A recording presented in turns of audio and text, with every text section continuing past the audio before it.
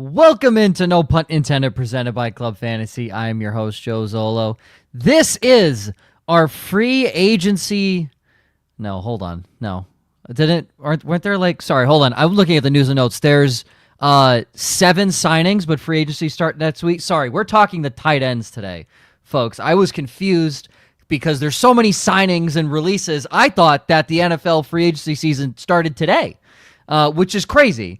Because it makes no fucking sense that these teams can sign people, and it makes no sense that we're talking free agent tight ends. Because the first line I see is Mo Alley Cox, and that makes me angry. That makes me so angry that the show is headlined by Mo Alley Cox. So we're going to talk Combine because we have Miss Stacy Perez here with us, and she was at the NFL Combine representing women of fantasy football, one of the many females we had there. We're going to talk a little bit of fun with the NFL Combine, and we'll talk tight ends for like 2 seconds. Let's get into it.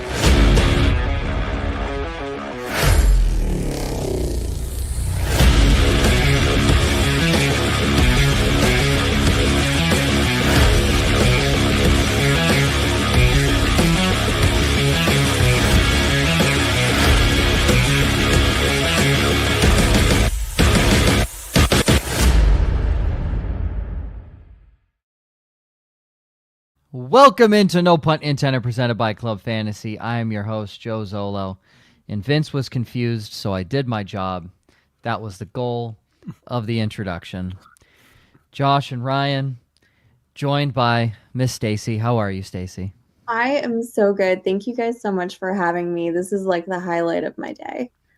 Wow. Okay. I am sorry you had a terrible day. Yeah, say 2 problems. One.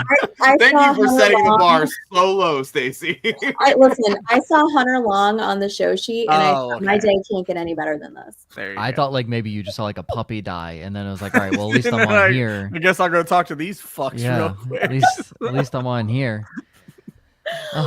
So, as noted in the introduction, this show technically says free agent tight ends. It technically says that, but it also says combine reactions. Yeah, yes, it also says NFL combine reactions. But apparently, the NFL thought free agency in the NFL New Year began today with the amount of shit I saw popping up on Adam Schefter's Twitter feed. Yeah. So we have plenty of that to go through. We have news and notes. Guys, there's not a single tight end that's going to do any value to you in fantasy. I can't even last week was kind of a joke. It's right. Like T. Higgins can do something. Even like if Darius Slayton goes to a team, right, there's something that he could do. There legitimately might not be a single guy on this free agency tight end list that is going to do anything for you. But then again, it's the tight ends, and Mike Gesicki could score 50 points in 2 weeks. I'm not going to do anything for you season long. However, streaming week to week. Yeah. I was going to say, I mean, honestly, whatever tight end ends up with the Bengals, the moment T. Higgins goes down, we got a top 12 streamer. So week 1, they have a top 12 streaming option because he won't be playing week 1. Not due to not playing on the tag, but because he's going to be injured. Well, and then if he holds out any because of the tag, that increases the chance of injury and just makes everything so much worse. So. Yeah, it does. All right, well, speaking of the devil, T. Higgins has signed to, the Bengals have franchise tagged him for the 2nd straight season. The only other player tagged this offseason is Chiefs guard Trey Smith, and we'll get to another Chiefs guard here very, very shortly. Is that in the? You didn't even put that. Oh no, you did. Okay, it's the second headline and the second bullet point. My apologies. He should have been the first one. Let's get that out of the way. But Trey Smith, the only one tagged with T. Higgins. Everybody else, see ya. Does anybody have any thoughts on T? You know what? I've heard Josh and Ryan. Stacy, you got any thoughts on T. Higgins besides he's going to be injured and play 6 games this year? I will take no T. Higgins slander whatsoever, Joe. I love T. Higgins. And I do too, but he's hurt all the time. No. We can't think negatively. We just have to look at. But we can. No. We got to be in a positive headspace. We got to look to the future, look ahead, and see what is available for him. And I think he's great. I hope the Bengals need to get it sorted out, and they need to keep him. They need to pay that man because he's worth every bit of whatever he's worth, whatever he would get anywhere else. I hate that he got tagged again. I know he can't, be happy about that either, but So you can't pick up the trifecta of those three with Burrow, Chase, and Higgins. You just can't do it. You weren't here last week, but I have the take that $26.2 million is enough. Like, I'll go out and play for 26.2 guaranteed. Like, fuck it. Like, Yeah. Ryan, I was going to say I do a lot of things for that, and then I was like, that's probably a bad choice of words. Yeah. Yeah. I mean, my tagline is loose beginnings. Really? Like, what is this show? That's my tagline. I just want to point out that little back and forth between Stacy and Joe was very much like the way that my mind worked. Stacy's like the millennial mom whose kid can't do anything wrong, and Joe's like the boomer dad that's just like, fucking work through it, motherfucker. I just love that Joe set it up by going, I know what Josh and Ryan think. Stacy, what do you think? She gets one sentence in and he's like, no. Wrong. But I do. But here's the thing. That shit's great. Here's the thing. I do want to preface that I love T. Higgins and these guys were with me during the draft. Joe, you were the first one that you compared. I said he was AJ Green right off the rip. Yep. Immediately. I said he was AJ Green. And to be fair, for the first 3 seasons of his career, yeah, pretty much. And then the last 2 years have been he's played in 12 games, started 11 and 23 and 9 last year in 2024. So it's just been a slow decline of health and availability. Not the same player, but at this point in their career, we were saying the exact same shit about our boy Keenan Allen, Joe. When T. Higgins is on the field, T. Higgins is a top 20 receiver in the NFL. Maybe top 15 if you want to argue something there. But skill-wise, he's one of the best receivers in the NFL. Here's the issue. He's not on the field. So that's a problem. We could argue that Deebo Samuel is a top 10 weapon in the NFL. But what's his problem, Josh? He can't stay on the fucking field. So, like, that's where it hurts in fantasy football. If you told me Deebo Samuel is healthy for all 17 games in a season, is he or is he not a top 10 draft pick in fantasy football? Nope. Some of us projected him as a top 10 wide receiver last year. That's what I'm saying. For you. That's what I'm saying. If you could guarantee me health for T. Higgins for 17 games, is T. Higgins not a second-round pick? I'm taking him happily as my wide receiver 1 after drafting a couple of running backs if he falls to the third. But you can't. So he falls in that range of that weird teens to 20s range because he's so good, but he's injury prone, so people get screwed. And Stacy, I don't want people to get screwed. Right? I don't either. He missed 5 games this year. I just looked. I felt like it was a lot more. But because he only started in 9. That's probably why he only started in 9. So my assumption is he came in for 2 plays and left. That's probably what. That was the Keenan Allen special. Came back from the hamstring injury, played 1 snap, and then left the rest of the season. I repress that memory. I was gonna say, I guess my question is, I'm just looking at last year's ADP because this year's isn't out there on Fantasy Pros yet. He was the wide receiver 28 drafted at the beginning of the 6th round. I'm not mad at T. Higgins if that price stays roughly the same. No. So I had a lot of T. Higgins last year. I'm not mad either, but with my strategy, I'm never taking T. Higgins because I'm running back heavy and I need my receivers to be in every single game imaginable. Gotta play a little safer. Yeah, I need to have healthy guys, which my guys have been fine. So like I never hit the T. Higgins, but yeah, I agree, Ryan. If you're sitting there and you already have 2 receivers, or if you go receiver heavy and go 3, yes, T. Higgins in the 6th round is one of my T. Higgins teams last year was also a Christian McCaffrey team, so that was a last place team. Kick in the nuts. I had a Stephon Diggs T. Higgins team. That was nice. Ooh, yeah.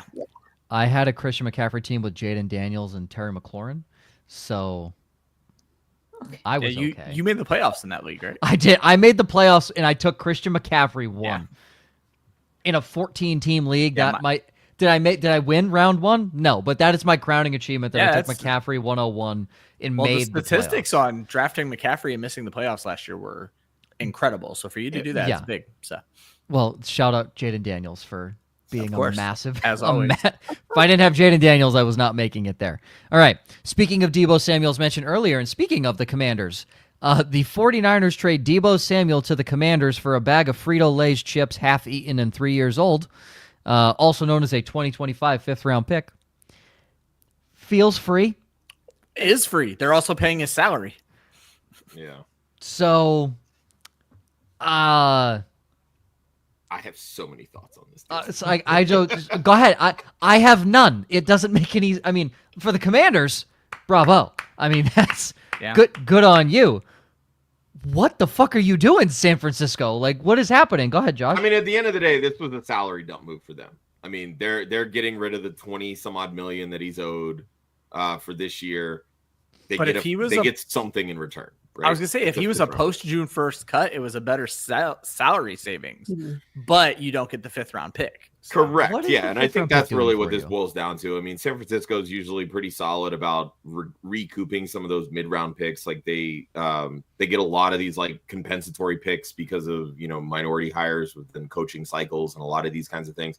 Problem is they don't seem to draft well with them, and they've just been going out and spending all this money in free agency or doing the big trades to get the guys like Christian McCaffrey, et cetera. So I'm really interested to see how this plays out. But on the flip side of that, with Washington, yes, they needed a true wide receiver one. But when you look at the splits with Deebo, he cannot play outside anymore. He is a slot-only wide receiver.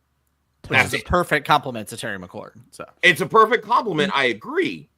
But now you're basically saying that, all right, do we need to bring back Zach Ertz?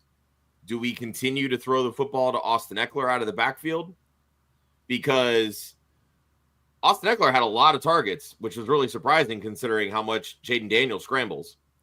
So now where do these targets go? I still maintain that for Deebo to be most effective, he needs to just become a running back and start becoming Cordero Patterson. But everybody that's shouting to the moon, oh, Cliff Kingsbury's so creative, he's going to get him the football. I want one example of this Cliff Kingsbury creativity that people are talking about.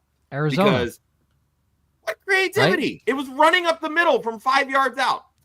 And that's his level of creativity. That's what got him fired. That's halfback dive. That's the most creative play in the playbook.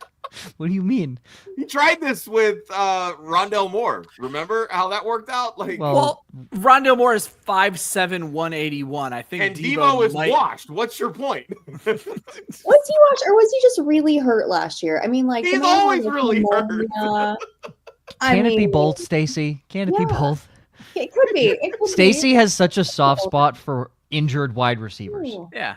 I'm just trying to be positive. I don't like, they get enough negativity from, all the trolls on They don't internet. get enough. I would say the issue is... Stacy, they get paid millions of dollars. Well they don't get enough negativity. Well deserved. The issue is one of the three of us, hates almost every player in the league. So no matter what player gets brought up, one of us. I hate all of them. Yeah, Joe's the worst. Every single one. Every corner Especially in the NFL. Tight end or a cornerback. According to Joe. They were saying on Patriots Radio to re-sign Jonathan Jones, like he's the priority free agent. I watched him allow 200 yards to Cooper Kupp and Puka Nacua. What do you mean re-sign Jonathan Jones? What are you talking about? Oh, it's so brutal. Kupp will be on his team this year. I will say I was going to make fun of 5th round picks for the 49ers, but ironically, they actually haven't been bad. George Kittle in 2017, DJ Reed in 2018, Dre Greenlaw in 2019, Hufanga in 2021. Like, they've actually hit on a lot of their 5th round picks. They just traded Deebo for a future Hall of Famer. I mean, legitimately, like, they've actually hit on their 5th round picks. So, like, since 2017, all of their 5th round picks are still in the league and playing. That's pretty good. That's a pretty good 100. That's a pretty good. I mean, again, the most recent ones, Darrell Luter and Robert Beal were 2023. Samuel Womack, who has seen time for them. Jalen Moore, the tackle. Diamador Lenore and Talanoa Hufanga. I mean, they're all starters or rotational. I was going to say, pieces. it sounds like their Third best round picks picks are in they the struggle secondary. I mean, I can scroll down to the 3rd round picks and tell you. Dominic Puny, tough name. Jair Brown, Jake Moody, Cameron Latu. Yeah, they suck in the 3rd round. Yeah, that's accurate. They did hit Fred Warner in 2018, but outside of that, yeah, it has been a 3rd round pick on Cam Latu. They spent a 3rd round pick on Cam Latu. When they drafted him, and I remember that. Remained hurt. They did hit Navarro Bowman in the 3rd round in 2010. but So that you're still obviously going pre-John Lynch. at that 15 years ago. that was not this regime. No. Focusing on this regime, John Lynch has been pretty fucking good at drafting in the 5th round. That's all I'm saying. 3rd round, he's a piece of shit, but in the 5th round, he's doing pretty good. Speaking of pieces of shit, the Jets released Davante Adams. Whoa. I was gonna say, Whoa. Stacy has such a positive note next to this. Whoa. So Stacy, I don't mean I think Davante Adams is nasty. I think Davante Adams can still play. He's just a piece of shit because he's Aaron Rodgers adjacent. So that's all. Did she just put on the Packers hat as I said that? Yeah. All right. I'm a huge Packer fan, and I love Davante Adams. Probably my favorite receiver who's ever played in a Packer uniform. And that's disrespect to Jordy Nelson. Get out of here. You gotta love Jordy. Absolutely love Jordy. But Davante has given me so many good memories over the years, and the dude's a stud. He can go out there and play. Do I think that he follows Rodgers? Unfortunately, probably, yeah. Yeah. I would love to see him go back to Green Bay. That would just warm my cold little dead heart so much to see You him. said that last week, Ryan, right? I predicted that on the show last I hope he week. does. I hope he does. All right. That can go off now. But I love it. I love Davante so much. And I think he just follows Aaron. I think that's what most people are probably expecting. Yeah. It is funny. That's worked out real well for him chasing quarterbacks the last 2 times. Correct. It's his toxic He trait. keeps producing. He's just not winning. That's all. Yeah. That's what I'm saying. And then he has to change teams every fucking year because Derek Carr's not a Raider anymore and Aaron Rodgers ain't a Jet anymore. Correct. Just quick on the Packers. They had, looking at their receivers going back to when Rodgers first started, a generational run of like insane receivers. Oh yeah, Joel Worth brings this up all the time. Also a huge Packers fan and how like none of them were 1st-round picks. No, Greg Jennings, Donald Driver, Jordy Nelson, Randall Cobb, Davante Adams, and they now currently sit with a heaping pile of doo-doo. So like, what happened? You don't like Jaden Reed? He's a good 2 and a gadget guy, but he's not a 1. Like the guys they had were 1s, like legit wide receiver 1s, and they just haven't had that since Davante left. And I'll give you that. Watson. It's definitely. I was gonna say I think they had a vision for Christian Watson that he's just unable to live up to. Yeah, his poor hamstrings. Another one can't stay healthy. Yeah. Right. That's the problem. Yeah. I agree. I think that's what Josh Jacobs was saying, right? He wants a number 1 there, and then he try to like walk that. right on cue. My brother says Josh Jacobs doesn't even fucking like Jaden Reed. Literally right on cue. That's because Reed steals his carries. Yeah. Right on cue. They go get somebody? Probably not. That's just how they work. Yeah. But there was a lot of rumors floating around that they were eyeing DK with Seattle. I think that would be a good opportunity for them to try to get somebody that could moonlight at least as to be honest. One, so. Yeah, I didn't really see DK in play when we talked last week. Josh, you kind of saw this coming. I didn't make that read. I think DK makes more sense than Adams going back there. So yeah, he probably does. Well, it just fits with the age range too. Like it's a really young team, and DK is what 27. So. Not to compare the two guys because they're just simply not. But like DK Metcalf can do what they want Christian Watson to do and stay healthy and do it a lot better. So it makes perfect sense there. Before we get to Easy B's question, on the defensive side, Darius Slay and James Bradbury both released by the Eagles. They're both designated as post June 1st cuts. So Eagles are leaving the door open to try to bring back Slay, kind of similar to what they did with Fletcher Cox right before he retired. Yep. Yeah. So I can see that playing out with Slay. He'll be back. All you need to know is the exciting whites are back in the starting secondary for the Philadelphia Eagles. The exciting whites. Easy B saying Breece Hall or the 102. I'm imagining this is Dynasty. Oh, 100%. Has to be. Right? I don't know enough, but I'm going to say if you wanted a running back, just take Ashton Genty at the 102 and all will be well. Genty might be the 101. Genty's the 101 in every. Is he? He did walk past me at the combine at a restaurant. How big were his quads? I was so Ample. stunned I didn't look down to catch the quads, but I absolutely and I also just a smidge shorter than I thought in real life. You know, I'm only he's 5'3". compact. Yeah, he is. That's why he stands straight up in the backfield. Brett looks like the fucking Scream painting. To me, this really depends on format. I mean, if it's super flex I'm making the trade versus standard, Genty really the if it's 101? super flex, I'm probably making this trade because that's Cam Ward. It could be 100%. Ted McMillan, one of those two guys. I think landing spot's really going to be the deciding factor there. If it's standard, it's Breece Hall, and it's really not close because I think the 102 in standard is either going to be Tet or one of these other running backs that might slip into the second round, one of their first round, one of them being Hampton from UNC. Yeah, that's to say. Vince just brought up Hampton. I mean, am I about to go trade my first round picks and a second rounder to move up to take Ashton Genty just because I love him that much? But every dynasty I'm in, it's pretty well understood. Genty is the 101. Fuck. Yeah. Damn it! I need Genty to go to a shit landing spot. This is going to be that year. Same thing like the year that Bijan came out. Same year that Bijan came out, he was going ahead of this quarterbacks in Superflex. Like this is going to be a similar situation here with that. 5'9", 215. That is a compact human being. A bowling ball. Oh, love it. All right. Moving back to news and notes. Vikings not expected to place the franchise tag on Sam Darnold. I don't think that. Yeah, I was to say they didn't. I wrote this yesterday. Yeah.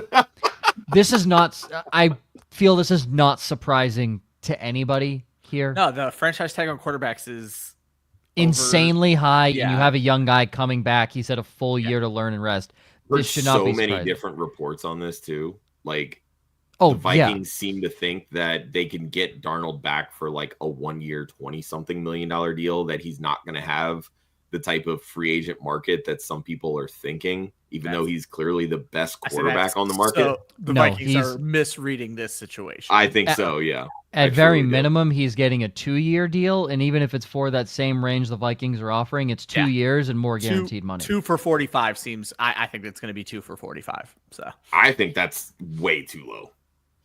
I also think that's low, but look, Daniel Jones got $40 million a year. Okay, everyone's not a giant. Hold on. So you mean to tell me the teams with the most amount of cap space that need a quarterback aren't gonna say, "Fuck, we need a quarterback"? Like, come on, Josh. Joe Shane's next job is with the Department of Government Efficiency. All right, that's how fucking qualified he is for shit and the decisions that he fucking makes. All right, that is not the bar that we're setting for Sam fucking, because if Daniel Jones got $40 million, Sam Darnold's getting 160. Like, that's not and Patrick Mahomes is getting $1 billion. That's not the bar we're setting with Joe Shane. All right, Joe Shane should be unemployed. He should not have a job. So that's not the bar. I agree. 45 might be a little low. Maybe 2 for 60.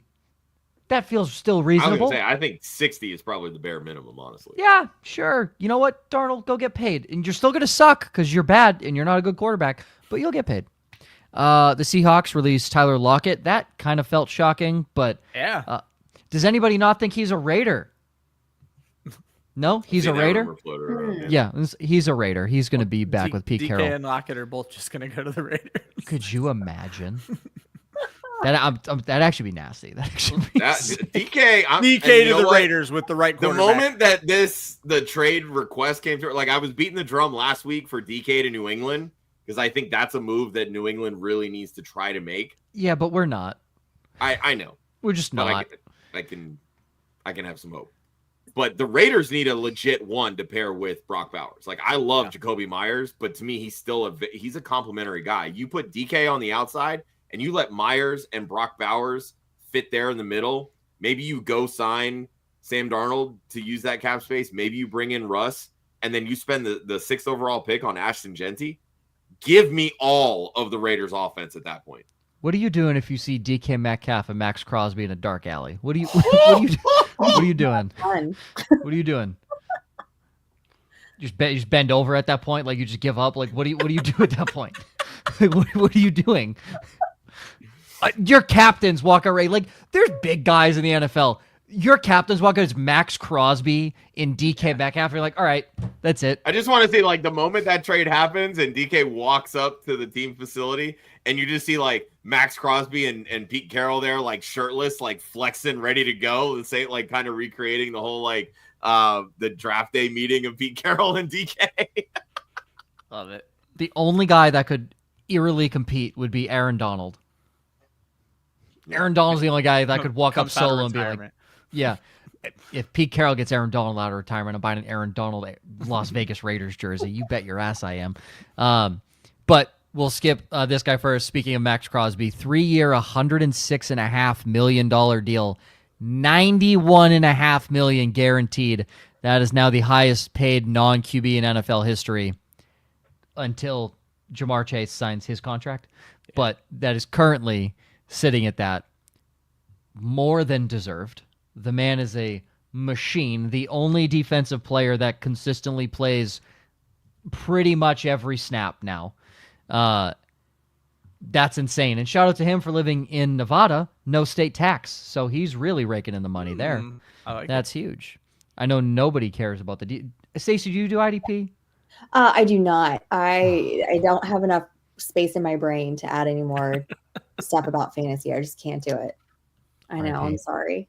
RIP. That's okay. That's all right. I understand. But speaking of the Raiders, they also recently released Alex Kappa.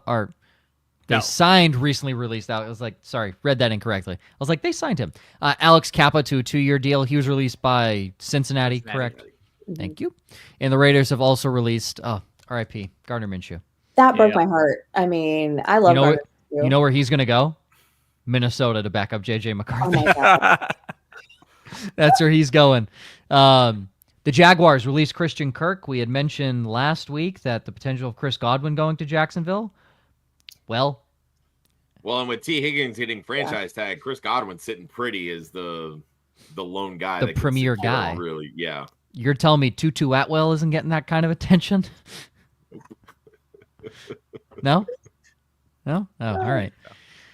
The Eagles just poured more salt and vinegar in the wound of the New York Giants and said, fuck you guys. 2 years, $41.2 million, $36 million guaranteed. Now the highest paid running back in NFL history to Saquon Barkley. That's what you do when you should have broken Eric Dickerson's record. I was going to say, when you screw a guy out of breaking Eric Dickerson's record, you can at least give him $40 million. You got to give him the money at that point. Yeah. Eagles also signed Zach Bond to a 3-year, $51 million deal, $34 million guaranteed. He's now the 4th highest paid linebacker in the NFL. I hope he doesn't fall off. It'd be funny if he did, but I hope he doesn't. No, it wouldn't. I think the safety net here is that he's still playing in the same defensive scheme. Yeah, he played his ass off. Yeah. He was great. I think if if Vic Fangio had left to get like a head coaching job or something or retired and then they make this trade, I'd be a little worried. But coming back as well as he played in that same scheme, I feel very confident in that. Yeah. Fangio's done with NFL head coaching career. Yeah, I agree he is. I'm just saying, if it was like, if he was 25 years younger, that possibility would have been out there. But I mean, maybe the only thing is he gets signed to a D1 college. I think that's the only thing. He's from the Philly area, so. And he likes it there. Yeah, exactly. Yeah. And then the last one, the Bears making some splashes. We said, how are they going to fix the offensive line? Well, they did a couple things. They traded a 2025 5th-round pick to the Rams for a 2025 6th plus Jonah Jackson, guard Jonah Jackson. Great trade. Who played with Ben Johnson in Detroit. And feels like the fleece of the day. Yeah. The Chiefs traded all-pro guard Joe Thuney, if not the best, the second best guard in the NFL. Yeah. For a 2026 4th-round pick. The Bears acquired an all-pro guard. Yes, he's 32. I don't care. He's still the best guard in the NFL. Not named Zach Martin, but Zach Martin's aging, and it's really bad on his Martin side. Just retired. I was going to say. Yeah. So at the point in time last year, it was Zach Martin, but Joe Thuney is the best guard in the NFL. So shout out to the Bears for helping out the interior of their line. Yeah. And it feels like they're setting up to then take a tackle here in the first round. That's what it feels like they're setting up to do. So you still need a center too. I mean, you're not taking one in the first round. Yeah, so you're not taking one in the first, but exactly. I saw that come through, and one of my buddies was like, Tooney's old. What are they going to do with that? And I'm like, it's a 4th round pick in 2026. What are they going to do with that? Yeah, right. I mean, it just boils down to Tooney's on the last year of his deal. He's going to be 33 this year. He's lining up for basically his 3rd and final contract, like big contract. Kansas City just franchised a starting guard who was an all-pro this season, who's 7 years younger. You're just prioritizing age at this point. So I don't blame Kansas City for it. Get something for it while you can, because you don't want to shell out big time money for 2 guards when you clearly need a left tackle. I wonder how Tooney feels, though. You go from San Fran to Kansas City to the Bears, and there's a championship contender issue going on there. That was he went from New England. He went from New England. Oh, New England. That's right. I don't know why. Yeah. I mean, here's the thing. The Bears did take all-pro punter Torrey Taylor in the 4th round this year. Not an all-pro punter, but almost had more punt yards than Caleb Williams had passing yards, which was hilarious. But no, it's just joking because I looked up their draft picks. But it's a useless pick for an all-pro guard that can teach the incoming offensive lineman. That is a steal. The Kansas City offensive line instantly got better the moment Joe Tooney came onto their team. He has been a massive part of all of their championships and championship runs. So it's absolutely great deal for them. All right, 32 minutes in. Fuck yeah, baby. That's exactly what I wanted. Teams with tight end questions. There's like 6. And are they really questions? I just put the obvious ones. Yeah. Colts. Mo Alley Cox and Kylan Granson are free agents. Oh, no. Whatever shall we do? Oh, Anthony Richardson. He's not going to throw to him anyway. Yeah. Panthers. They need depth behind Jatavian Sanders. Tommy Tremble and Ian Thomas are both free agents. Saints. Juwan Johnson is likely a free agent. Taysom Hill has a long injury road ahead and is not a tight end. Chargers. Greg Roman's offense has also had an elite tight end option. It's supposed to be always. But. Yeah, I was like, what is that? Doesn't make any sense. And 3 of 4 tight ends are free agents this year. The Broncos. Sean Payton once had Jimmy Graham. He did. All right. Commanders. Guys, this is where we're at. That is a fact. We're listing Wikipedia pages at this point, right? Commanders. Only if they don't re-sign Zach Ertz. So again, this position fucking irrelevant for 70% of the NFL. Yep. Irrelevant for 70% of the NFL. And the Bengals. Because you know what that offense is missing? More weapons. That's what they're missing. More downfield threats.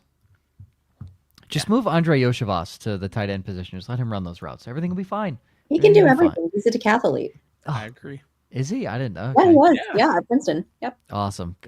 He is an Ivy League guy. Yeah. Go Yoshi. All right. Am I required to ask these questions, or is this kind of like a hey, this is a fun topic? Not like, do I have to ask which team makes the biggest splash at tight end? Because what is a splash? Yeah, that's what I wrote. Yeah, like we're skipping stones in a violent ocean. Like there's no splash to be made. Josh, you wrote the fucking show sheet. For that reaction right there, that's why I wrote this. Okay, if different from biggest splash, which is the best landing spot for fantasy? Let me break this down for you. Stacy, I'm going to come to you after this, but I'm going to make fun of every fucking team on this list that Josh listed. The Colts, Anthony Richardson. I don't need to say anything more about that godforsaken mistake of a quarterback that they drafted 5th overall. The Panthers, they have Jatavian Sanders. The other tight ends aren't doing anything in that offense. It's Jatavian Sanders. Saints, what the fuck is an offense in New Orleans? They don't know what that is. Kellen Moore we'll Kellen see. Moore throws to tight ends. Kellen Moore throws to tight ends. Kellen Moore blows. Okay, he's gonna be a horrible head coach. He's gonna be a dog shit head coach. Where am I? The Chargers. Fine. Like what? Okay, you're gonna steal from Lad McConkey? Awesome, great. Broncos. Sean Payton has been getting Adam Troutman an NFL job for 7 seasons, it feels like. Adam Troutman. Sean Payton is content throwing any 7th-round Division III white guy from Utah at the tight end position to trot out there in a Broncos uniform. He doesn't care, all right? Get him the most unathletic white dude from the mountains of Wyoming, and that's who the fuck Sean Payton's throwing at tight end. Where are we? Commanders. Zach Ertz is back in a Commanders uniform, guys, all right? And they drafted a fullback last year who's going to play tight end, so that's fine. From one white guy to another. Zach Ertz to Ben Sinnott. And Bengals. I don't know. How many games is T. Higgins playing this year, Ryan? Give me a number. 12. 12? All right. So for 5 games, Mike Gesicki will be relevant. So I do want to throw out there, the Bengals targeted the tight end 155 times last year. Yeah. So, yeah. How many were caught? I mean, Gesicki was tight end 13. Yeah. Oh, baby, tight end 30. You know how easy it is to be a tight end? Dipshit. Sounded like 30 and felt like 30 when you think about it. It felt like 30. Listen, Vince, I don't know who Luke Lackey or Luke Leachy is. All I know is he's the whitest man in the fucking 5th round. Is that Luke Lachey? Lachey? Yeah. I was like, is he related to Nick Lachey? Is that like one of those? Is That that was my first thought. is that how you say it? I don't know. That's the first thing I saw, and as soon as I saw it on there, It's Luke Lackey now, all right? And Lachey sounds so much cooler. he will forever be Luke Lackey to this show. Maybe he has a LinkedIn page. Remember when I looked up Noah Gray's LinkedIn page because that's how fucking irrelevant tight ends are? Noah Gray had a LinkedIn page made. What NFL player do you know has a LinkedIn page besides a tight end? Hunter Renfrow does. I actually saw somebody post this Because he looks like a fucking car salesman. Of course he has a LinkedIn page. His hairline started receding in the womb. The guy looks like a fucking accountant. Of course, tight end from Iowa. Every tight end's from Iowa, Vince. God. Stacy, Yes. welcome. Thank you. What dog shit fucking player is making a splash, all right, in free agency at the tight end position? What do you got? Okay, so I'm looking at these, and that was the first thing I thought was Dog shit? Yeah. I was Okay, like, great. All right, yes, we're on the negative train. We got Stacy, guys. Yeah, She's here. I think none of these do anything for me except Zach Ertz going back to the Commanders because that's where he should go. He was great there. He and Cliff have a thing, and it worked out really well. So yeah, Zach Ertz back to the Commanders. I don't know what they're doing. The rest of this is weird. You're absolutely right about the Broncos. They will literally throw anybody in there. I mean, the Chargers are kind of interesting to see what happens with them.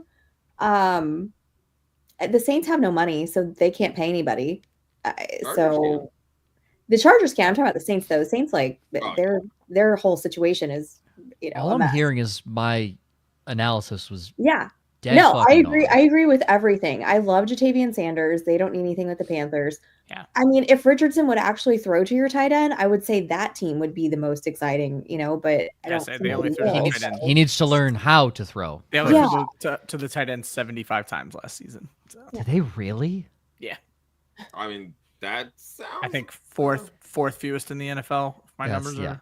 That checks out. It's a Shane Steichen offense. Usually they don't throw to running backs, but they did not 65 times, probably fewest in the NFL. So fewest in the NFL. Here's my question. Does Shane Steichen not throw to the tight end and running backs because he doesn't want to, or realizes that Anthony Richardson can't? Like, what is the? Yes. Those would be the throws that he. Well, the problem is Anthony Richardson isn't your typical inaccurate quarterback. It's that he has to throw the ball as hard as he can every possible time, and that doesn't work to running backs. So. Yeah. All I know is that Stacy's hopped on the train to the good place, and my such a good show. Like it's bad. Would you say, Stacy? I don't hate tight ends, but I don't what? hate tight ends. I just don't like any of these tight ends that are available in free agency, with the exception of Zach Ertz. I don't have a problem with Zach Ertz. And Mike Gesicki saved my ass a few times this year. I was gonna say Gesicki was a fun streaming option last year, and if he ends up back in Cincinnati, I don't hate him. Yeah, that's my fine. team I had T on. I actually went and picked up Gesicki and was just play them all whenever one was out. Yeah, tight end handcuff at the wide receiver position. Exactly. Yeah. Yeah, with my 6th round wide receiver. Listen, Zach Ertz is like 2 years away from cashing in his 401k. So like he's gotta make a decision now, because his wife Julie is retired from soccer now too, right? Like they're they have a couple kids now, I think, right? Yeah, like just retire, dude. Like you've made so much money, just hang it up. Go live your life. Yeah, your wife is literally an Olympic gold medalist, and you're a Super Bowl champ. Just hang it up. What more can you do in life besides make? Yeah, besides make another $8 million. But now they go out and get Jaden Daniels. Now they go out and get Deebo Samuel. He's going to be enticed. If he thinks he can still play, it's an enticing team to stick around. Yeah, and I mean, they went to the conference championship game last year. So, like, if they make the right moves on defense, like, there's a chance for him to potentially get a second Super Bowl. So that's going to lure him back. He even said in interviews that, this past year, like, really rejuvenated his love and passion for football because of all the injuries that he suffered over the last few years that have really kind of sapped that. I just don't see him playing elsewhere. So unless Washington thinks Sanat is ready, which he certainly didn't appear to be last year, I don't see him playing anywhere else. I think Ertz is back. I think that's a good take. I mean, like, why would he want to go anywhere else and kind of start over when he's got such a good thing going there in Washington? It's Commanders are bust there. Yeah. And he's one of the free agent tight ends, and here's the exquisite list that I have for you here. All right. Headlining your free agent tight ends. Tyler Conklin. Woo! I will preface this with 70% of this list is white. Find me another position tier in the NFL where 70% of it's white. Just find me one. You can't. 90%. 95. You can't. You just simply can't. Kickers? Juwan Johnson. Bye, Philly. Okay. Index of suspicion said punter. Punters and kickers don't count. All right. That is, they don't count. All right. Placeholders, the backup quarterback. That also doesn't count. Zach Ertz. Mike Gesicki. Johnny Munt. I don't know how he's still in the league. Harrison Bryant. Tight end, that's why. Yep. Sure. Go sign Mercedes Lewis. He's better than Johnny Munt. Harrison Bryant. Not a good blocking tight end. Nope. Hunter Long. Stacy said she saw Hunter Long and everything was okay. Not a good healthy tight end. You just could have just dropped healthy. Could have dropped healthy. Yeah. Tommy Tremble. Not a good tight end. I remember when that guy was a 2nd-round pick. Do you remember when Ian Thomas was being talked about as a top 5 tight end in fantasy football? He filled in for Greg Olson. Do you remember when we ridiculed Lauren Carpenter off of this show for sticking up for Ian Thomas? Yeah, Lauren Carpenter put her fucking foot in the ground on Ian Thomas. Currently is the foot still stuck in the fucking ground because it hasn't moved. Irv Smith. Maybe that's the 8-year breakout you're looking for, Josh. There we go. I saw his name. I was like, I have to put him on this list. When Irv Smith signed with the Bengals, I was pants got tight. Where's he signed this year? If he goes to New England, do the pants get tighter if he goes to New England this year? No, I'm done with Irv Smith. No. Hayden Hurst thought he was hanging it up. Yeah, was not. And then Kylan Granson. The questions I am prompted to ask, and they will be rhetorical. Which available tight end has the chance to take an offense to another level? Now, let's say you're on level 1, right? You're on level 1 of an office building. You ever need to go to the basement? Because I think that's the only level that any of these guys... We're going down. Yeah. The only level that any of these guys are taking an offense. You're not going up. All right? You're not going up. At this point, the worst offense is in the penthouse, and whatever guy they sign is only taking them further Joe down. is never going to agree with me, but I will say, if a team exclusively wants to use a tight end as a receiver, I think Gesicki is a good fit for the right team. So, what name of the team? I don't know. Cincinnati. Okay, there we go. Name the team. Is it your Madden all pro? I don't play Madden, bitch. I play college. Okay, whatever. All right.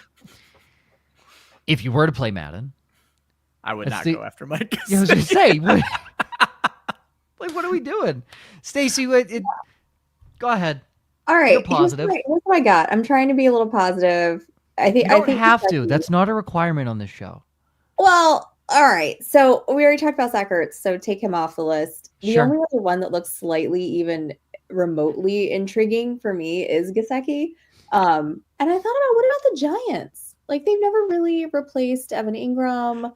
They kind of, I thought you were going to go all the way back. I thought you were going to go all the way back to Jeremy Shockey, because that's what I was thinking you were going to say. I will just throw out, they threw to the tight end least in the NFL last year. Well, they're going to have theoretically a new quarterback, right? I mean, I guess theoretically, but yeah. I mean, someone new will be throwing the football maybe Daniel for the Jones Giants. will come back. Yeah, I mean, they have no quarterbacks on the roster, so yeah, somebody will be throwing new. Someone. That's it. That's all I could think of. I was like, maybe the Giants. I don't know. I see Index over here putting in Bellinger. I like Bellinger. I thought he would be something too. I like Theo Johnson. Yeah, like Theo Johnson too. But that was it. I was just trying to think of, like, all right, who could use a tight end? Is he not? Oh, there you go. Light skin as hell, but he is not white. All right, my bad. That's all I could come up with. That's all. It's Gesicki somewhere. Yeah, unless they're not intriguing. I think the biggest issue, and it kind of leads to the next section once we get out of tight ends, is the tight ends in this draft class are intriguing, whereas the tight ends in free agency aren't. I don't know that there's a market for any of these guys until after the draft. I wouldn't be the least bit surprised if, like, Johnny Munt is the only one who signed to go be a blocker somewhere. So he's the only blocking tight end of this. Conklin can block. I will say Tyler Conklin, and that plays into my landing spot. So yeah, I would say Conklin and Munt are the only two on this list that can really block. But yeah, Harold Fannin Jr., the kid from Penn State, forget his name. Tyler Warren. Thank you. And then Loveland. Yeah, like there's don't sleep on Arroyo from Miami. That's right. So yeah, baby. The tight end needy teams just aren't going to take any of these guys because they'd rather get a guy in a rookie deal. There are 6 extremely intriguing tight ends, and I have fallen out of love with Gunnar Helm. 7 if you count Gunnar Helm, to where it's just not fun for these free agents. So, all right. Well, we're going to go to the landing spots. Mike Gesicki, where's he going, Stacy? That was all I could think of right now was the Giants. That's what I'm going to stick with it. I'm going to stand firm on that one. Ryan. He's going to stay with Cincinnati. They're going to get the band back together. Josh. I tabbed the Colts. Sure. Okay. Juwan Johnson, Stacy. Juwan Johnson. I mean, this is hard. Can I say that he stays with the Saints? I mean, you can. Okay. Fuck it. Why not? Yeah. He's just these free agent tight ends are just so icky. Ryan. Juwan Johnson, drafted by Sean Payton. He will be a Denver Bronco. That's what happened with Adam Troutman. Josh. Yep. I also have Juwan Johnson going to the Broncos. Zach Ertz. Anybody think it's either Commanders or retire? Commanders or bust. Commanders or bust. Yeah. Okay. And Tyler Conklin, Stacy. I don't want to say stays with the Jets again, but I am bad at picking where they go. Because they're not good enough to go to another team. Right. I can't think of any other team that would say, oh my God, you know what we're missing here is Tyler Conklin. You know, Minnesota would be my only other team potentially because he's just been gone back before. Yeah. Yep. All right. Ryan. Because of his blocking ability, I think he could end up in the Chargers as long as they plan on not drafting a tight end. I don't know what the Chargers' plans are at this point, obviously. So, but I'll say the Chargers. I also have the Chargers. I do think he's a little redundant with Will Dissly, just because they have very similar skill sets. Both can block, both can be effective receivers, but they're not like uber athletic, like world beaters. The end of the day, Chargers are still going to draft the tight end. They need a game changer at that position. Dissly's not one, Conklin's not one, but they can be very effective guys. I agree, Vince. I agree. In index, Juwan Johnson or Taysom Hill. Ryan and Josh just both said Juwan. I think he literally was typing that as we were talking about it. So perfect. Okay. Yeah. Taysom. He. There's a chance he might not like play. At this point, Taysom Hill needs to hang him up. Like, I don't know how he's not been reunited with Sean Payton yet, though. Like, how has that not happened? He hasn't had the opportunity because New Orleans signed him to that phantom 3-year deal. Yeah. So for $80 million or whatever fuck some fucking stupid deal. It was ridiculous. All right. 51-minute mark here. Miss Stacy. NFL Combine recap. Talk to us about it. What'd you come away with? Who are your favorites? Who sucked? Okay. Go for it. All right. So let me tell you about what happened my first day at the Combine. So I get in Thursday night. First day is Friday morning. That's when you're having media access to the receivers, the quarterbacks, the running backs. You get about 20 minutes or so with several players, and they kind of move them out and they bring in new guys. So the night before, had my microphone, got all my stuff out, just making sure that it all worked. And my microphone wouldn't work. So I had to order a new one, get the new one at 5 a.m. from Amazon. Great. Get over there to the convention center. Get it all set up. I'm asking guys questions. I got to ask Emeka Egbuka a question, and I was so excited to get to talk to him because he's been one of my favorite players so far, out of this draft class. And I go back to look at the audio and look at the video, and guess what? Yeah, no audio, no nothing, just complete silence. And it was all of my interviews from that morning were just no sounds. Apparently, my Apple Watch did me dirty, and it interfered with the Bluetooth in my microphone. So completely just, distraught. Shout out to Hoove for fixing my tech issues. So I got a bunch of time with the running backs, and I was able to talk a lot to them. But, rookie mistake, right? Those things are going to happen your first time there. Because this is my first Combine, never been before, never been to a big NFL event like this. But one of the things I can tell you, both Emeka and Patrick Bryant from Louisville, I think, had just so personable. And this is going to be more of a vibes-based thing right now, just like in their interviews and the way that they were answering questions. I mean, that's what the whole Combine is anyway, is vibes. So. And just kind of, just the way that they were. I mean, it seemed like, at least with Emeka, even Patrick Bryant to a certain point, but like that they were pros at, taking questions, answering questions, just giving really great answers, answering the questions that they're asked, not like skirting around, certain things. But I was just so impressed by both of them. And, I was kind of going back through and looking at, the way that things shook out, for everybody at the Combine, the different guys that I had talked to and everything. And I saw Patrick Bryant's 40 numbers, and it just broke my heart a little bit because his were pretty low, or not low. They're actually pretty high. But, it's just, you talk to these guys and you just go away like rooting for them. You want them to have good careers. You want them to get drafted to good teams and just, be successful. I can tell you, Trevor Etienne was one of my favorite guys that I talked to the entire time. Just really great with his answers. I asked him a couple questions about, what do you want teams to know about your play style? Like what's something that you want them to kind of think of when they think of you? And, he just talked a lot about, obviously, my play on the field and the kind of player I am, but also here's all the intangibles that I bring to the locker room. Here's the leadership, that I have and that kind of stuff. And it just really impressed me, especially from him. I'm going through like my videos right now. I'm just scrolling through looking for other guys that really, stood out to me. Ollie Gordon was another one that I really liked talking with him. he was a guy that I've been really interested in drafting, this year. Just, his play with Oklahoma State. But, it was such a cool experience to have access to these guys and to get to do stuff that not that many people in the world get to do. And, just have that kind of access to guys that you're basically in a room, you're standing in your room with a bunch of soon to be millionaires, it was just kind of wild just to think that, these guys are going to be NFL superstars pretty soon. I'm glad you brought up Ollie Gordon. I was thinking about this, and Josh will love this, but Ollie Gordon, I don't want to use this term, but fumbling the bag the way he did, because he could have just been the number one guy last year. Right. And then obviously coming into the season, everyone thought he was going to be the guy, and then things didn't play out that way. Josh, I am getting the most Isaiah Spiller vibes ever from Ollie Gordon, because that's what Spiller. But that's what Spiller did. You're third round pick. Yeah, but that's what Spiller.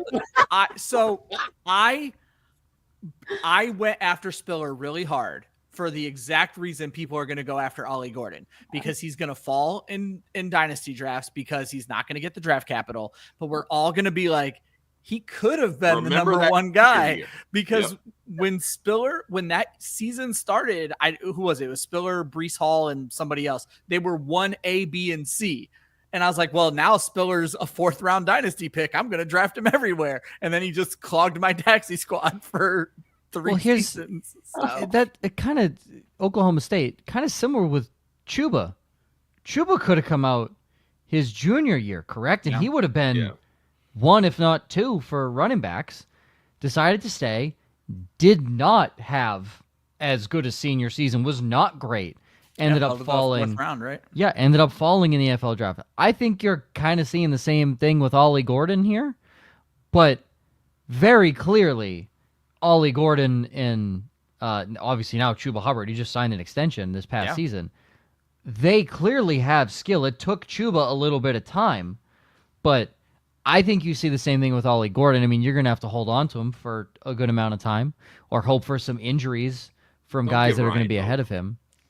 I like Ollie Gordon. He's fucking massive. Isn't he 6'2"? Here's the thing for me. He's huge. Yeah. If you play Dynasty how I do, where you only have 3rd, 4th, and 5th round picks, Ollie Gordon's your guy. You got to draft these lottery tickets and hope that you find the guy. So, can we talk about how Ollie Gordon is 5 inches taller than Ashton Genty, but only 10 pounds heavier? That's how big Ashton Genty is. Ashton Genty is an inch shorter than me, and quick math in my head, 40 pounds heavier.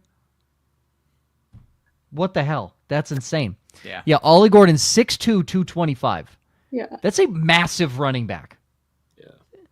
That is a huge running back. Does anybody, what did he run in the 40? Did he run in the 40? I think so. Just one second. I looked that up earlier. I spent all of 42 seconds diving into any part of the combine. Well, yeah, his combine was not great. In the 42 seconds I dove into was the highlight tape of Will Howard that I sent Ryan and Josh saying Ohio State by far has to have the worst track record of great in college, dog shit in the NFL at the quarterback position. Has to have the A+ every single fucking year. Ohio State quarterbacks miss, right? Like they'll miss off the fingertips, maybe at the feet a little bit, not on target. Will Howard couldn't hit within a 5-yard radius of the receiver. That guy just won a national championship. Imagine if Ryan Day had a quarterback ever. Imagine. Yeah, like Kyle McCord. Like, what? He's so bad. He's so bad. And I did say, last year I said, maybe I'm wrong on CJ Stroud, and I reserved the right to recant that fucking statement. You did. If he shits the bed this year, I reserve the right to recant that statement and go back to Ohio State quarterbacks. I'm curious to see what Houston does to fix that offensive line, because they did Stroud no favors last year. No. Well, and then you're just letting the Bears buy up premium assets for dirt cheap. Like, I'm wondering how Houston was not involved in this. So. Ollie Gordon, 4.61. Yeah, 4.61. Yikes. Now for his size, that's not not worst bad. thing. You'd like to see him in the 4.5s, but for his size, it's Derrick not. Henry's like 20-something pounds heavier and ran 0.2 something. Derrick Henry is literally the best running back Henry's Derrick Henry of his but I'm generation. Saying, like any running back that's going to be in that 4.6 range, that's like a huge red flag for teams. What did Najee run? 4.57 or 4.5 something. So they're literally running the same 40-yard dash. 4.5 still looks better than 4.6. 4.57 looks the same as 4.61. So it. Anyways, any mathematician will tell you are factually incorrect. Okay, well, they look the fucking same on tape. Also, fun fact, Ollie Gordon's major was public health. I don't fucking know what that is, but it's on Google when I looked him up. It's the health of the public. Apparently, it says 6'2", 225, and his major is public health from Fort Worth, Texas. Anybody else? He went to Trinity High School. What else do you want to know about him? I didn't want to know that much about him. I feel like I'm sufficiently informed. All right. He was born in 2004. Does that make anybody feel old? Anybody born in 2004? So, JJ Zach Ertz put out a really good tweet about adjusting 40 times for size, and he broke it down with their weight and then their 40 time. And Gordon is still towards the bottom, but the speed score for Gordon is 100, and he doesn't consider it a red flag until you fall into the 90 to 92 range. So Gordon still tested well, and that kind of goes back to someone mentioned it, Vince. Gordon could still be a third-round pick in this draft. Like this is running back class. Loaded running back class. Loaded running back class. And like I'm looking at JJ's tweet, and it's like, so Bashal Tutin, if you guys didn't know, destroyed the 40. He has the best speed score, obviously. But you're talking 1, 2, 3, 4, 5, 6, 7, 8, 13, 14 running backs that are above that like 92 red flag. In fact, every running back was. The only guy who fell under the red flag territory is a guy named Ulysses Bentley. I don't even know who that is. Name sounds sick. Everybody else was 94 or higher. So for their size, all of these guys are quick enough. So remember when Isaiah Bond said he was gonna break Xavier Worthy's record? That shit was hilarious. He did. And then he ran a 4.39. Yeah. But okay, so which isn't slow. They were gassed in the stadium when that happened. Okay.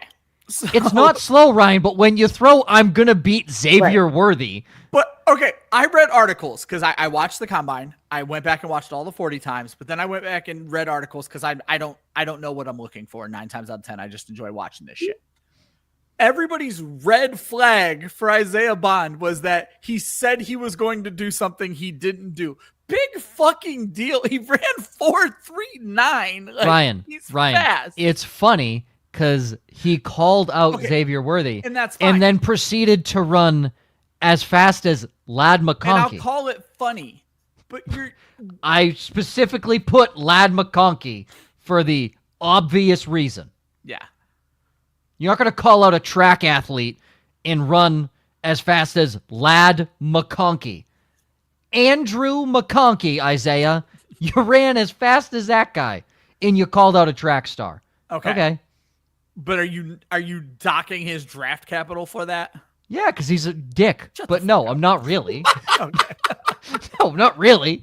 No, because he's going to be the amount of people that were starting to mock him in the first round, though, just felt really off to me. Insane. No, he's a second-round pick. Second-round pick. And that's where But then Matthew Golden running a 4.28. Now people are elevating him into the first round. Who's Matthew Golden? Texas. The Isaiah Bond's teammate. The other one from Texas. Cool. The most recent mock draft I just saw from Matt Bitonio over at Football Guys. He has Golden going over Tet. Can we just all agree that like that's stupid? Like it respectfully. To be fair, Matt addresses it in the article. He's like, I know this is where the pitchforks come out, but this is what I think is going to happen. So Name me a successful receiver not named Tyreek Hill that ran under 4.3. I was just gonna say, we're acting like when you say stupid, I don't think you meant Matt mocking it. I think you meant the NFL doing it because Yes, the NFL just are whores for speed. So Josh's favorite Oakland / Las Vegas Raiders stat: Darius Hayward Bay. Yeah. Why the hell was he a first round pick? Is because Al Davis said that guy ran a 4.26. You want to know where we want him? Punt returning. Yeah. That's not the reason. That makes no sense. Cordero Patterson, I think, was in the low 4.3s, if not broke into the 4.2s. And Cordero Patterson's the greatest kick returner on planet Earth and in the history of the NFL. He wasn't worth the 28th overall pick. Yeah. So, also, apologies to anybody listening, not me knowing any of these fucking guys. I don't care until they're drafted. I could give two shits about any of these guys. Joe is 2 weeks away from learning about these guys when we 100%. Do our Stars of Tomorrow show. Yes. So. When we get the people that watch this shit day in and day out and are smarter than me, then I will start to know that. And then when they get drafted, then I care. And Wendy did beat me to the chase because I saw that the Chargers released Joey Bosa. Whoa. And you know what? About 3 years fucking late. That guy is one of the most overhyped defensive ends. And the Bosa brothers could arguably be two of the most overhyped players in the NFL. Because outside of Nick Bosa's contract year, what has he done the last 2 years? Yeah. He hasn't really done anything. Joey was kind of the same way. Joey sucks. He's always hurt. Yeah, Joey's balls. He had like that great, was it his rookie year and a little bit into the second year, and then that was it. Yeah. Like, that's it. Respectfully, like, they're just not great. Ohio State. Before we move on from the combine stuff, I don't know how many of the rest we're going to get into this, but I did want to ask Stacy, did you get a chance to like pay attention to the tight ends? Because one of the big takeaways with us being on the tight end show is Harold Fannin. Yeah. Everybody thought he was going to come in and like Raz score like Theo Johnson, and that's not exactly what happened. He didn't necessarily have a bad camp or a bad combine, but he didn't have a good. And I just wondered if you had a chance to like pay attention to any of that. I know you were probably being dragged everywhere. So no, so the tight ends were with the DBs on Thursday, and so I didn't get in until Thursday night. Oh, okay. So I was really bummed that I missed all of that. And then I only got to see the DBs end up working out on the drills. I missed all the tight end guys. So yeah, Fannin ended up with like a, what was it, like 4.71, 4.72 40, yeah, which didn't again run a is great not bad. Yeah, but with the way that he, like his play speed, people kind of felt that his 40 time would be more in that like 4, and he blew the blocking drill from everything I saw. He did not do well. Nobody expects this guy to block. But I was gonna say, but then his 3-cone tested like almost elite, if I remember correctly, and he looked really smooth catching the football, which is what we want from Harold Fannin. And then again, I know Stacy didn't get to see it, but did you guys see the fucking straight line that Mason Taylor was able to run on the gauntlet? They've never seen a tight end run like that before, and that's Jason Taylor's kid. For those that don't know, so literally gonna say the one that I recall just from like what I've watched that's whose stock has really gone up has been Mason Taylor. Yeah, so Josh brought up his boy Arroyo. After seeing everything, I moved Taylor ahead of Arroyo. So I had Arroyo at 5, I think, or 4, and I moved Taylor ahead of him. So I had Arroyo at 4. I moved him to 5. And then I want to see more out of Arande Gadsden. I want to find out when Syracuse's pro day is. I'm like 2 hours away from Syracuse, and I might try to head over there. So yeah, the only sorry. Nope, you go. I was just gonna say the only interactions I had with the tight ends was I did see, I'm gonna butcher the guy's name. I'm just gonna say it. The guy from UCLA walking down the hallway. Oh yeah, it's a little head nod. There you go. That's all I got for you with the tight ends. You guys are saying names. It could be injury attorneys for all I know. Like I don't know a single and it's the most irrelevant position that I don't care about. And I have Brock Bowers in Dynasty, so you will not catch me drafting a tight end for the next 15 seasons. So I'm set. I'm chilling. I hope Harold Fannin shows out. Mac guy, kid from Penn State. Sure, let's make this the greatest tight end draft ever. Ryan, how would you feel about that? Oh, I'd love it. It's what the world needs right now. a tight end and running back heavy draft class. That's what we need. We need a good running back reset right now. I'm torn on Harold Fannin. Didn't realize he went to my rival high school. I love him from Bowling Green, but then I found out he played for Canton McKinley right next to the Hall of Fame, and so it's like fuck him. So yeah, Dick. Sure. What an asshole! How dare he grow up there? For those who have never had the displeasure of hanging out with me at the Expo, I fucking hate Canton, Ohio. I was born and raised to hate Canton, Ohio. So. I mean, it's not a great city. It's not. It really isn't. I mean, unbiased, it's not a good city. It's a meth den. It's the Pro Football Hall of Fame, and that's it. Did you say meth den? My favorite. Here's how. Why den? Why was that? I don't know. I'll sum up Canton this way.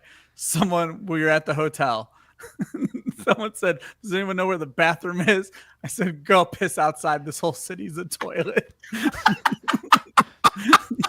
a good line. It's a good line. I mean, not a good line. Shout out to Bob Long. It's a good line. Can't argue with that one. All right, folks. That is all she wrote. That's everything. And this show is going to look a little different next week because I'm not here. Ryan's not here. Apparently, I have to host now. So for those like Josh Vince has to host and find 2 guests. Yeah. Stacy will not be here. She's a guest for this week. Yeah. So for those that, like Vince and others that are here every single week that are, excited and love listening back to the show, I want to apologize. Next week's not going to be great. It's just going to be Josh and maybe, some other person. And I want to apologize in advance for the problems you'll have next week.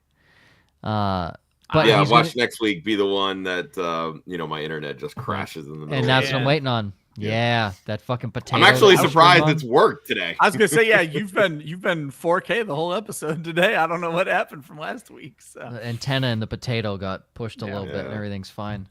Yeah, I didn't even think about that. Yeah, free agency signings next week though. I say it's such a great episode. I'm actually pissed I have to miss it. I thought I was missing this week. I'm glad I didn't because I had a blast with Stacy, but I hate missing the free agency episode. So I will be in Florida speaking on campus at Full Sail. So where are you going to Florida? Winter Park, Florida, back to Full Sail, speaking on campus for 3 panels that they have me going on. So nice. I'm right down I-4 in Oh, Tampa. yeah. Gross. I-4. Gross. I-4. Yeah. Okay. I love that this has just been a turned into hating of cities. We want to talk about North Dakota? We can hate a whole state. You want to talk about North Dakota? Been 3 years there. No. I enjoyed my time.